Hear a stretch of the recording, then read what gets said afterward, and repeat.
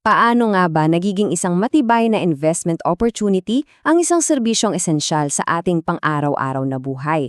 Yan yung tanong na titingnan natin ngayon habang binubusisi natin ang 2025 Integrated Report ng Maynilad. Ating aalamin kung paano yung tema nilang Value in Motion ay hindi lang basta slogan, kundi isang blueprint para sa isang matatag na paglago. Okay, simulan natin sa isang numero na halos sinasabi na ang lahat. 10.5 milyon. Yan po karami ang mga taong umaasa sa serbisyo ng Maynilad, araw-araw.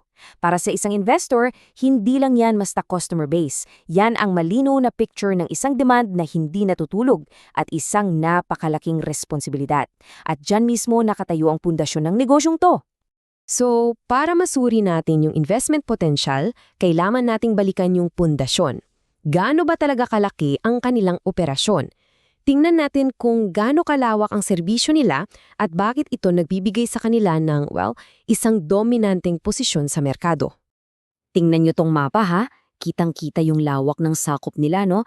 Itong West Zone, hindi lang to basta teritoryo. Ito yung sentro ng ekonomiya ng bansa.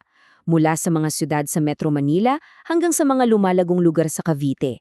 Kaya yung pagkakaroon nila ng eksklusibong serbisyo dito, napakalaking strategic advantage na yan. At sa likod ng malawak na area na yan ay isang napakalaking infrastructure. Isipin nyo to, 7,862 kilometro ng mga tubo ng tubig.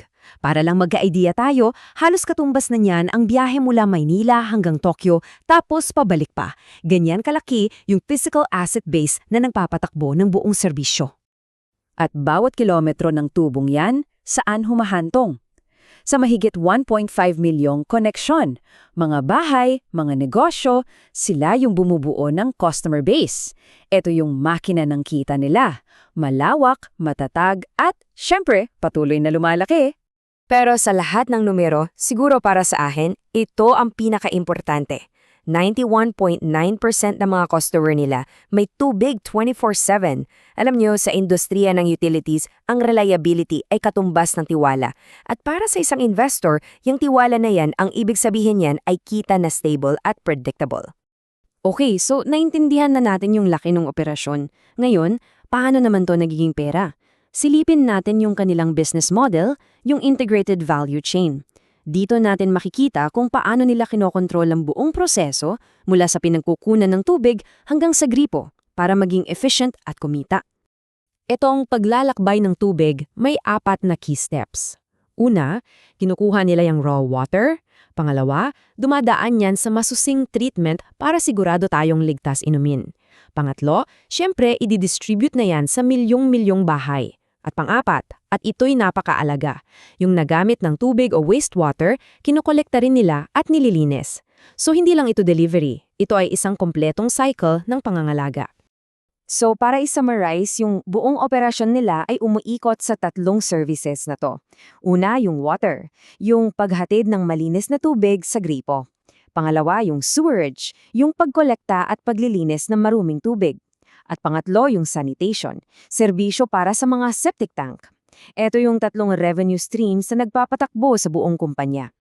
At ngayon, punta na tayo sa part na pinakaabangan ng lahat at layunin ng mga investor, yung mga numero. Kasing lahat ng laki ng operasyon at husay ng proseso, sa bandang huli, kailangang makita sa financial performance. Tignan natin ang resulta.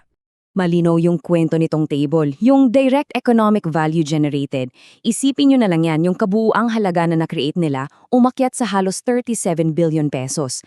Pero ang mas mahalagang tingnan dito ay ito, yung economic value retained. Tumaas yan ng 17%. Anong ibig sabihin nun? Mas malaking pondo ang nananatili sa kumpanya para sa future expansion at iba pang investments.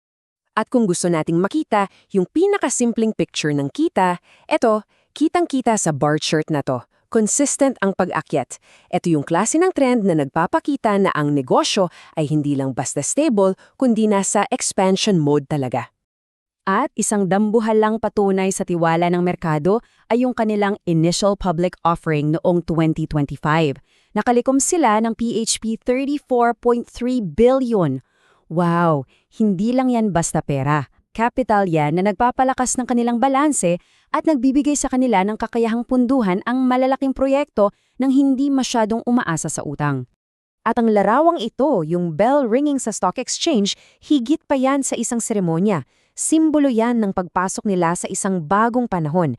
Isang panahon ng mas mataas na transparency, public accountability, at syempre, mas malawak na access sa pondo para sa tuloy-tuloy na paglago. Siyempre, alam naman natin na ang magagandang numero ay isang part lang ng kwento.